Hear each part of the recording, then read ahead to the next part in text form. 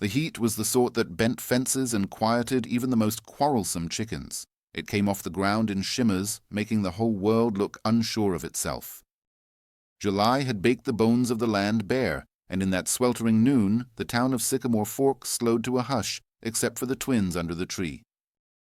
They sat in matching cotton dresses that strained at the seams, hemmed too short, and stained down the front with a smudge of blackberry jam. Their legs stuck out like dandelion stems, awkward and still. A sun-slumped wooden post bore a chalk sign behind them: Sunday wares and dry goods, moved to county. The shop had closed a week ago, but the girls hadn't moved. Boaz Liry saw them from the church steps. He was hauling planks for a new hitching rail, sweat trailing down the back of his neck like apology, one plank across his shoulder, one under his arm, boots crunching the baked road. He might have passed them by like the rest if it hadn't been for the way they held their silence. Children usually squirmed or squawked. These two didn't. One clutched a leather pouch like a secret. The other peeled paint flecks from the bench with slow, practiced detachment. They were 6, maybe 7, round in the belly and cheeks in the way girls get before growing tall. But it was their stillness that caught him, like they were waiting for something that might never come. He set the planks down near the steps and rolled his shoulder to ease the ache. He hadn't spoken a word since sunup. That's how he liked it most days. But something stirred under his ribs, an ache he recognized from graveyards and half-finished lullabies. He crossed the road slow, careful not to startle. The girls looked up together, wide brown eyes, faces flushed and dusted with grit. One had a purpling bruise at the collarbone, the other's lip bore a crack from too much sun. "Afternoon," Boaz said, voice low like a breeze against barn doors. Neither answered. "You two waiting for someone?" The girl with the pouch shook her head just once. The other didn't move. Boaz studied the way their fingers curled into themselves, the way their shoes had no laces. He had seen orphans. He had buried 3. But these two weren't hollow-eyed or wild. They were simply paused. "You had water today?" he asked. This time the pouch girl nodded, but it was so faint it could have been dust shifting. He sighed and reached into his satchel. From it he pulled a folded cloth and 2 thick biscuits wrapped tight for morning's baking. He crouched and held one out, palm up. They didn't grab for it. They looked at each other first, some silent counsel. Then the pouch girl reached out with fingers that trembled just barely. Boaz stayed crouched, letting the quiet sit. The other girl finally took hers too. No thank yous, no smiles. Behind him, the town creaked to life in lazy fits. A horse snorted. A bell rang faint from the undertaker's porch, but under the sycamore, time felt heavy and slow, like it had been buried deep and forgotten. Boaz rose. "I'll be back after my chores," he murmured and walked off. He returned at dusk with 2 canteens, a spare dress from his wife's old hope chest, and the nagging sense that the world had shifted by a hair. They were still there, hadn't moved a finger. This time the smaller one, he could see now she was smaller by an inch or 2, was curled against the other's side. Not asleep, just folded like a tired colt. Boaz sat on the bench beside them. The wood groaned under his weight, but the girls didn't flinch. He handed over the canteens. They drank like it hurt. He studied the street again. The store behind them still bore the soot stains from last year's fire. A lone shutter flapped like a warning. "No one come asking about you today?" he asked. They shook their heads. He cleared his throat. "And your stepmother?" The taller girl's face cracked just a flicker, and her mouth opened but nothing came. She closed it again. Boaz leaned back. He didn't ask more. There was a mercy in silence. The sun touched the rim of the earth, and still no one came. And Boaz, who had buried a wife and a boy so small he never even cried, stood with a weight in his chest that felt too sudden to carry. "Well," he said, rising slow, "I got stew on the stove. Ain't fancy. Potatoes and corn." "You're welcome to join if you'd like." The smaller one looked up. "Do we have to pray?" she whispered. Boaz blinked. "Only if you want to." They followed him without speaking. He didn't take their hands, but he kept his steps slow so they could match. As they passed by the tavern porch, a man spat and said, "Look what the cat's dragged in." Boaz said nothing. He just kept walking. His house sat 2 miles out, past the stream bed and under the reach of the hills. He built it with his wife back when hope was louder. 2 bedrooms, a kitchen that opened to the garden, and a porch where the wind liked to sing. He stoked the fire and served the stew. They ate without manners, but with a hunger that made him look away. He brought a basin and a clean rag and soap and let them wash as they liked. When he showed them the bed, fresh blanketed and sunned, they crawled in without question. No good night, no fuss. He sat a moment on the porch after, watching the sky melt from tangerine to ink. The world smelled like dry pine and ember smoke. In the house behind him, 2 girls breathed evenly. Safe, at least for tonight. Boaz didn't pray, but he did whisper his wife's name to the stars just once. In the morning, he rode into town with the girls still sleeping. He needed answers. He found them in whispers. Stepmama took off with some drifter last week. Left 'em right where you found 'em, too big for their age. One don't talk right, other one limps. No wonder she couldn't stand 'em. Should have been taken in by the church, but nobody wanted the trouble. Boaz listened, didn't speak. People had always mistaken his quiet for ignorance. He stopped at the general store and bought 2 pairs of second-hand boots. Then he asked if the schoolhouse had room for 2 more. The next days passed like slow honey. The girls, he learned their names were Dora and Della, woke at dawn and stared at him like he might vanish. He didn't. Della had a limp. Old break, never sat right. Dora spoke in starts and hiccups, stuttered even in her sleep. They didn't ask for toys or treats. They asked if they were allowed to sit on the porch. They asked if they could help with eggs. They asked quietly if he would ever send them back. Boaz didn't know how to answer. One night, a week after he found them, he sat in the barn, sharpening his old scythe. The girls had drawn something in charcoal on the back wall of the woodshed. He found it while fetching hay. It was crude, childlike, a big man with a crooked hat, holding hands with 2 circles labeled us. The man had no mouth, just eyes like suns. Boaz stared at it for a long time. He didn't speak of it at supper. But that night he placed 2 smooth stones, 1 for each girl, on the shelf where his wife's Bible still sat. He didn't know what it meant, only that it felt right. Days folded into each other. Della began humming when she fed the chickens. Dora traced his name in the dust of the porch rail. Mavis Kettle came by one afternoon to check on their situation. "School can take 'em," she said. "But folks are talking, Boaz. You're not their kin." "I know," he said. "You're not much of anything anymore to most folks." "I know," he said again, "but you've got something in your eyes I didn't see before." Her voice softened. "You look found." Boaz looked at the garden where the girls were trying to bury a seed under too much dirt. "Maybe I am," he said. That evening, as the wind swept a few red petals from the wild rose bush onto the porch, Boaz stepped inside and found the girls asleep together on the floorboards. They'd dragged their blankets there, near the fire. One was holding the other's foot. He didn't wake them. He just sat near in the dark, listening to their breathing. And somewhere between the tick of the mantel clock and the settling creak of the rafters, he realized he had been waiting too. Waiting for something to anchor him, to break the stillness. It had come in the shape of 2 round little girls under a sycamore tree, and though he didn't know what came next, he knew this. He wasn't going to let go. Not now, not ever. Boaz Liry had never braided hair before. He'd carved fence posts smoother than bone, tied slip knots that could hold a bull in the wind, and once sutured a gash on his own thigh with fishing line. But standing in the golden quiet of a room meant for his long-gone wife, with 2 little girls blinking up at him from a quilted bed, he was paralyzed by the absurd complexity of ribbon and curls. The first morning had gone like a prayer muttered wrong, halting, unsure, half-finished.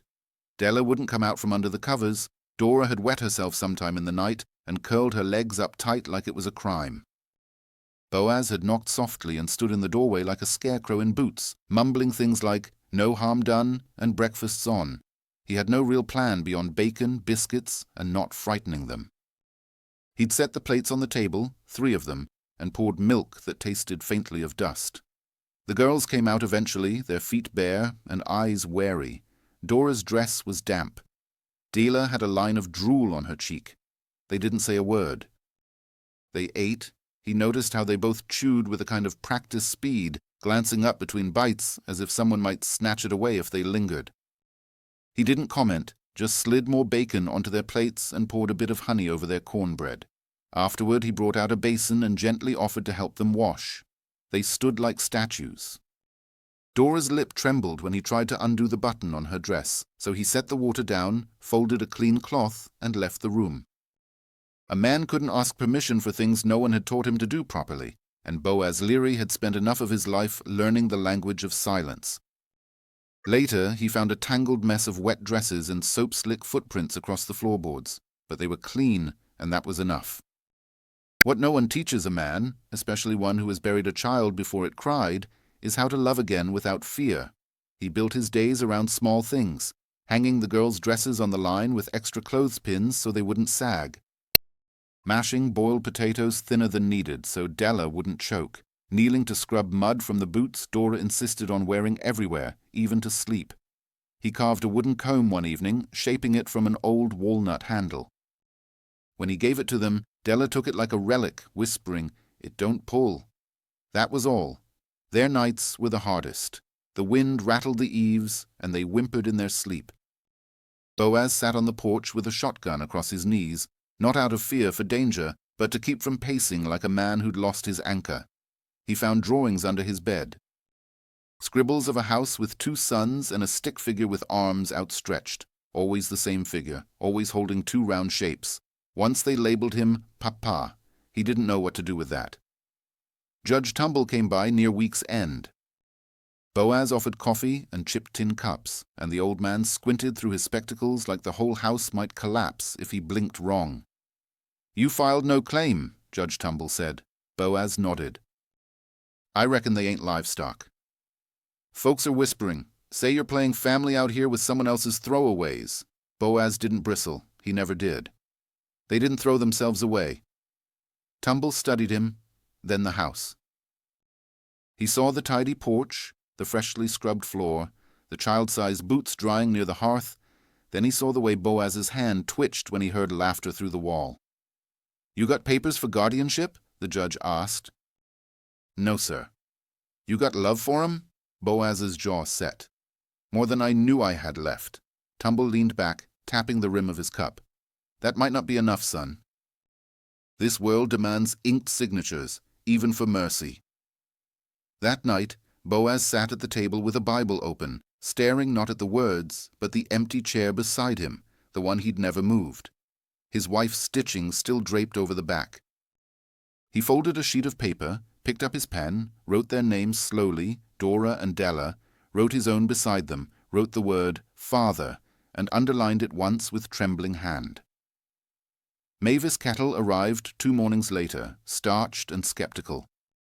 She had a clipboard and a long nose and a voice like rust on tin. She'd been the schoolteacher here before she went away for a time, as folks put it, but now she was back and apparently in charge of checking on unofficial situations. She inspected the house with brisk detachment. Noted the pantry, peered under beds, asked the girls pointed questions. "Do you feel safe?" Della looked at Dora. Dora nodded. "He don't shout." "Does he feed you enough?" "Sometimes he lets us stir the pot," Della offered. "And we get first taste." "Do you call him Papa?" "No," said Dora softly. "Not yet." That "yet" hung in the room like sunlight through smoke. When Mavis finally turned to Boaz, her face was unreadable. "They'll need proper schooling papers." "A record of some kind." Boaz nodded. "And love alone won't shield them from how people talk." "I know," he said. Mavis studied him. "But it's a start." After she left, he found a bit of chalk and wrote their names on the doorframe, just above the scuff marks where they jumped to reach. Della's limp showed itself more when she got tired. Boaz noticed she favored her left leg and that her toes pointed slightly inward. He examined her one day in the garden, rolling up her hem gently. "How long it been like this?" he asked. She shrugged. "Always, maybe." "You ever seen a doctor?" She shook her head. "Does it hurt?" "Only if I try to run." He said nothing for a while, then lifted her carefully and placed her on the porch step. "From now on we walk slow. That way the world don't get ahead of us." Dora, watching from the side, blinked hard, then without a word, slipped her hand into his.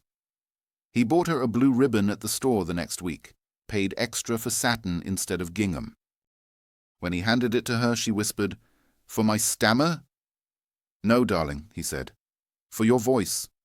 He learned their habits, how Dora twitched her fingers before speaking, how Della curled her toes when nervous, how they both saved a bit of bread from every meal like it was instinct. He never asked about before. They never offered. But one night, Dora climbed into his lap without invitation and laid her head on his chest. She said, "Fat girls don't get rocked. That's why she stopped loving us." Boaz felt something split beneath his ribs. "She was wrong," he said, voice low. "She said we were too loud, too hungry." He cradled her, rocking gently. "Loud means you're alive. Hungry means you know what you need." Dela came to his side and leaned in. They stayed that way long past the dying firelight. That week, Mavis returned with 2 school books and a nervous expression. "They'll need to come in next week," she said, "to meet the others. There'll be questions. I know you'll be judged, Boaz. Some of it fair, some of it cruel." He looked at the girls through the window. They were making mud pies near the well. Their hands caked, their laughter soft and unguarded. "I'd rather be judged than leave 'em behind." Mavis folded her arms. Her mouth softened. "You ever think about marrying again?" she asked, too sudden. He looked up, caught off guard. "I don't mean me," she added quickly, flustered. "Just this world isn't kind to single men raising girls." He stared a long while at the horizon. The trees swayed faintly. "I had love once," he said. "Buried it deep enough it wouldn't rot. And now I got 2 girls who make the house sound like hope again." Mavis left without another word. That night, Boaz cleaned the barn. Needed to move, needed to think. He found an old cradle buried in the loft, one he and his wife had built together. It had never been used. He dusted it off, carried it inside, and set it by the hearth. The girls saw it the next morning and said nothing, just touched the smooth curve of the wood with reverent fingers. Later that evening he found Dora had placed her favorite pebble inside. Della added a piece of lace. He didn't move either. At sunset they ate stew together. Della whispered, "You ain't like other men." "No?" Boaz asked. "Number you're like soup."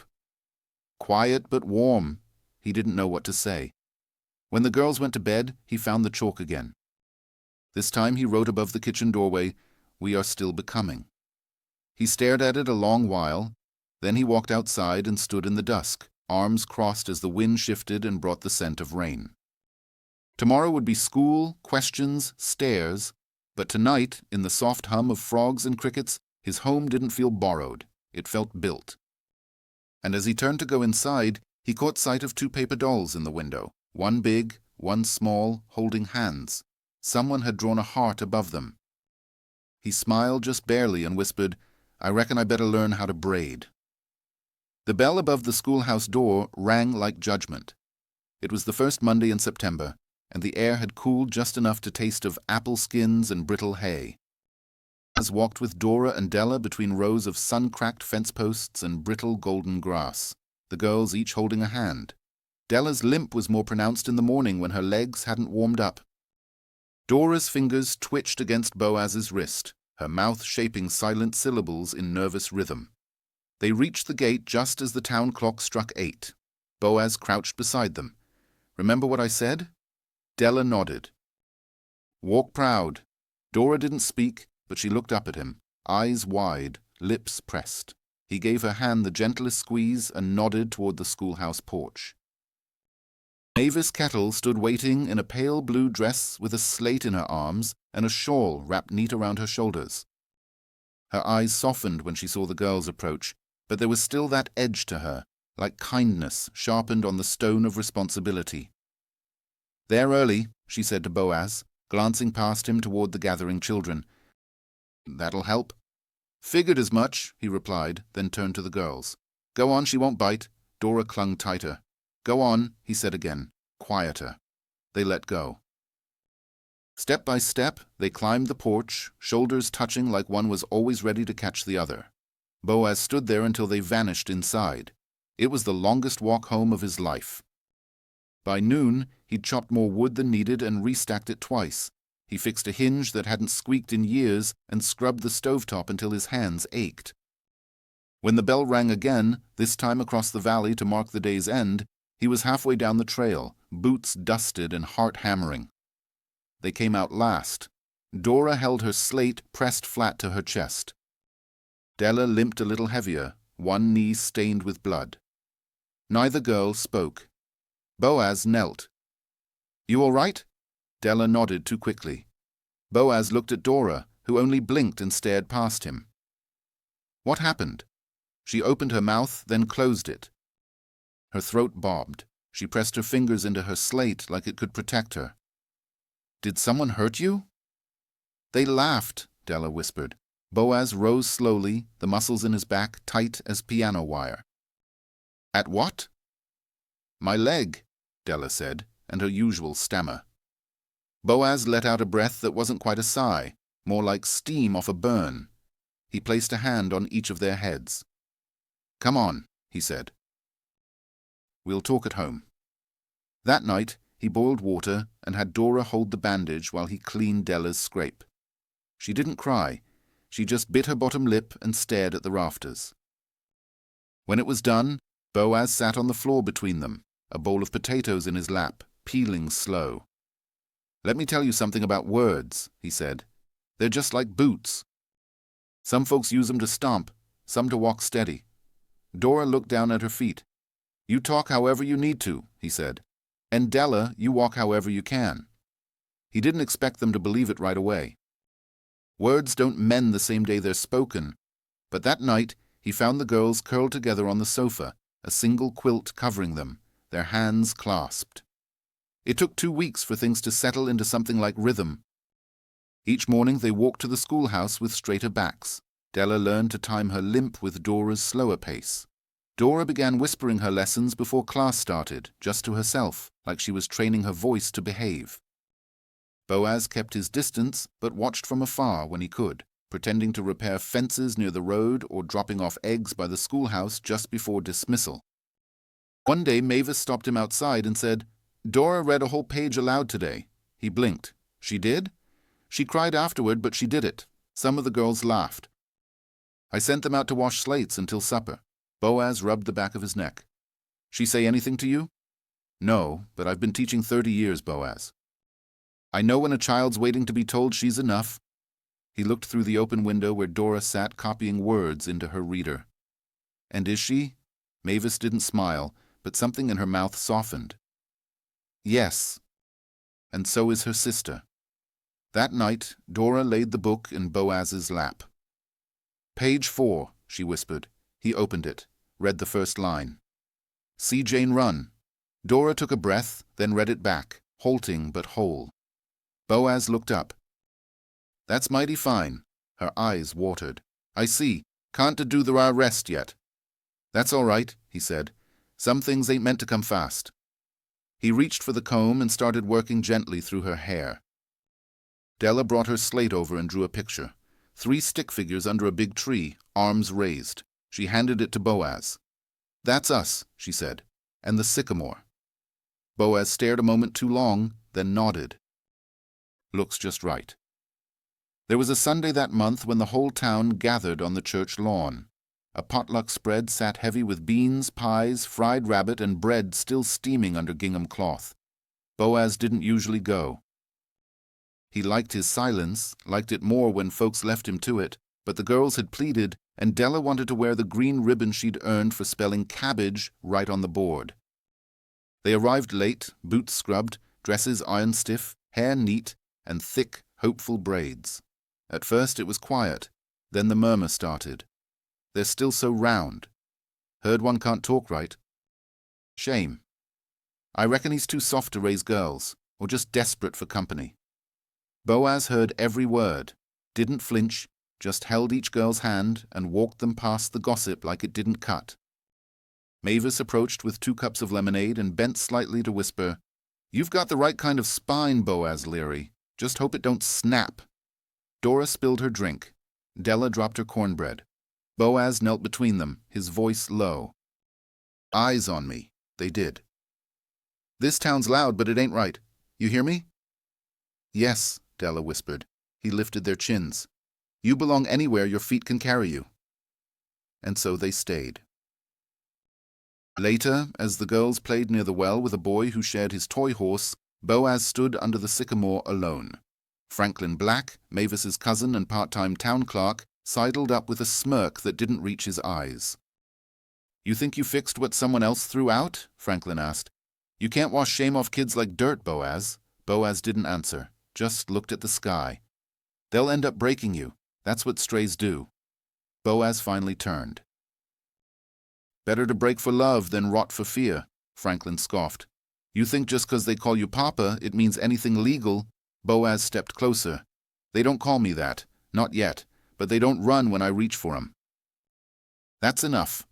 Franklin left without another word. That night, Boaz found a note tucked under his dinner plate. It was written in Dora's crooked hand. Thank you for letting us stay. We know we're big and hard to love, but you try anyway. That's more than anyone else ever did. Boaz didn't cry, but he sat long after dark with the letter in his lap and the fire low, whispering the words to himself like prayer. A week later there was a storm, the kind that rolls in quiet, then strikes like a slammed door. Wind bent the pines and turned the creek to foam. The girls screamed in their sleep, bolting upright. Boaz rushed in, gathering them against his chest. It's just weather, he whispered. She used to lock us out when it stormed, Della said, shaking. Boaz tucked the quilt around them. Ain't no lock here but the one on my arms. The wind roared. Dora pressed her face into his shoulder. If someone comes to take us. They won't, but if they did, Boaz held them tighter, then they'll have to go through me. The thunder cracked. The girls cried. He rocked them gently, the cradle creaking nearby with every sway. Later, long after the storm passed, Dora rose and walked to the hearth. She took the paper dolls they'd made and placed a new one beside them, smaller, labeled Hope. Boaz didn't ask, just watched. In the morning, the field steamed with fresh sun and dripping grass. Della ran out barefoot and laughing, the limp still there, but unbothered. Dora followed, twirling with her hands raised to the sky. Boaz leaned on the porch, coffee in hand, heart full. And as he watched them dance across his land like they were born from it, he realized something had changed. They weren't surviving anymore. They were becoming. But that night, as he washed the dishes, there was a knock at the door. Mavis stood there, eyes stormed dark. There's trouble coming, she said. Franklin filed a petition. Boaz frowned. For what? For custody review of the girls. County sending men next week. Behind him the girls laughed in the garden. Boaz stared out at the dusk, jaw tight, and said nothing. The air felt wrong that morning too, still like something waiting to strike. Boaz noticed it as he buttoned Dora's collar and tucked Della's shawl around her shoulders. The breeze that usually moved through the valley had vanished. Even the pines stood stiff like they were holding their breath. He didn't say anything, just walked them toward the schoolhouse with one hand resting gently on Dora's back and the other gripping Della's hand tighter than usual. They passed Franklin Black's store. He stood out front like he'd been waiting, arms folded, teeth white behind a snake smile. When Boaz tipped his hat out of habit, Franklin didn't return the gesture. He simply said, "Better enjoy the walk while it lasts." Boaz kept moving. The girls didn't ask. They'd learned the weight of unsaid things. By the time they reached the schoolhouse, clouds had crept in low and heavy, veining the sky with shadow. Mavis stood on the steps with her usual clipboard and steel posture, but there was tension in her hands. When she saw Boaz, she gave the faintest shake of her head. Not now, not here. He knelt, adjusting Della's sock where it drooped. You girls, listen close today, he said. And if anything feels wrong, you find Miss Cattle. Dora blinked up at him. Is someone coming? He didn't answer, but his hand lingered on her shoulder longer than usual. The girls disappeared inside, swallowed by the smell of chalk, dust, and ink. Boaz turned and walked back to the cabin with a storm building in his chest that no sky could match. They came at noon. 2 men in dark coats, shiny boots, and badges that didn't match their worn eyes. One tall and thin as a stovepipe, the other broad with a face like a smoothed-out brick. Franklin followed behind them, smug and trailing cigar smoke like he wanted the smell to linger after justice had been done. Boaz saw them pass as he chopped kindling. He didn't run, he didn't shout. He simply dropped the axe, wiped his hands on his shirt, and saddled his horse. By the time he reached the schoolhouse, the air had broken into thunderless pressure. The sky sagged, and the smell of iron sat thick in the dirt. He tied his reins and climbed the steps just as the first shout echoed from inside. "No!" Dora's voice, sharp and cracking, then the low sound of furniture scraped and Della's unmistakable cry. Boaz didn't knock. He pushed through the door, boots loud on the wooden floor. Inside, desks had been scattered, slates knocked over. Dora was backed into a corner, arms spread in front of Della. One of the men had a hand extended like she was a rabbit to be coaxed. The other had already seized Dora's school bag. Mavis stood firm between them and the girls, her mouth taut, her eyes daring anyone to move. Boaz didn't say a word. He crossed the room in 4 steps and put himself between the men and the children. "These girls under some sort of charge?" he asked, voice calm but low enough to rattle teeth. "By county authority," the tall man replied, lifting a crumpled paper. "Custody in question. The mother's family is filed." They were abandoned. Franklin stepped forward. "That's one version, but there's been no formal adoption, no legal claim. You're harboring minors, Boaz." Dora's fingers trembled behind his coat. He reached back, found her hand, and squeezed once. "Then go get a real order," Boaz said, "and bring the law with it." "We are the law." Boaz's eyes didn't leave them. "No, you're cowards dressed in borrowed thunder." Mavis took a step forward. "This is my schoolhouse," she said, voice rising for the first time in years. "These girls are my students. You lay one more finger on them and I'll drag you to the judge myself." The thick man looked ready to challenge her, but the taller one raised a hand. "We'll return with proper authority." Boaz nodded once. "Good." Franklin lingered a beat too long. "This ain't over." Boaz's hand dropped to the hammer loop at his hip. "No, it's just starting." They left. The girls collapsed into his legs, trembling. Boaz knelt, gathering them into his arms. Dora's face buried into his collar. Della's small hands clung to his sleeve like she was afraid the world would disappear if she let go. "I'm here," he murmured. "Ain't nobody taking you from me." The classroom was silent now. Even the wind seemed to wait. He stood slowly, lifting both girls in his arms. "I'm taking them home," he said to Mavis. She nodded, her voice tight. "Let me know what you need." As Boaz stepped out into the gray light, a breeze kicked up, the first in hours. It stirred the dust, swept his coat, and sent a few leaves tumbling down from the roof. He didn't look back. That night, the rain finally came. It hit the cabin roof in soft spatters, then built to a rhythm that sounded like heartbeat against the wood. Boaz lit a lantern, tucked the girls into bed, and stood at the window, watching the storm roll in. It wasn't loud but steady, like a promise kept too long. Behind him the cradle creaked softly as Dora turned in her sleep. He knew Franklin wouldn't stop, knew the papermen would return, dressed better with louder words. But he also knew this. The storm had already come, and it had found Boaz Liry ready. The morning of the hearing, the girls wore their best dresses Boaz had stitched in quiet hours by lantern light, patches neat, hems clean. Dora's stammer had faded to a whisper of itself, and Della's limp was steadier now, more rhythm than stumble. They stood at Boaz's side on the courthouse steps, framed by the low light of early fall. The whole town watching like the wind might change direction depending on what the judge said. Inside, the wooden benches creaked under the weight of whispering neighbors. Mavis sat stiff back near the front, arms folded, a protective flame in her eyes. Franklin leaned against the far rail with a rolled paper in one hand and false sorrow in the other, dressed in a suit too fine for honesty.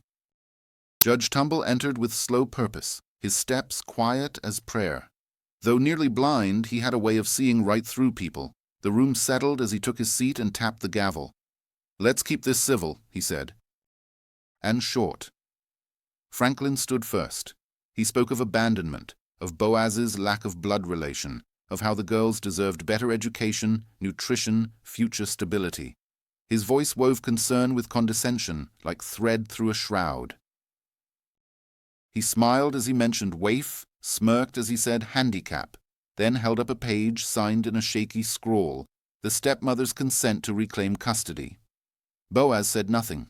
He only looked down at Dora and Della. Their hands were tight in his, small fingers curled like roots into his palm. Mavis rose next. She didn't speak like a teacher that day. She spoke like a witness. "I saw them," she said, her voice steady.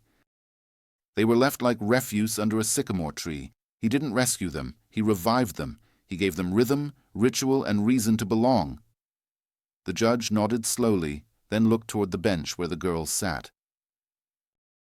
"Do either of you wish to speak?" Dora rose, shoulders shaking. She walked to the front with shoes too big and courage too loud. She cleared her throat.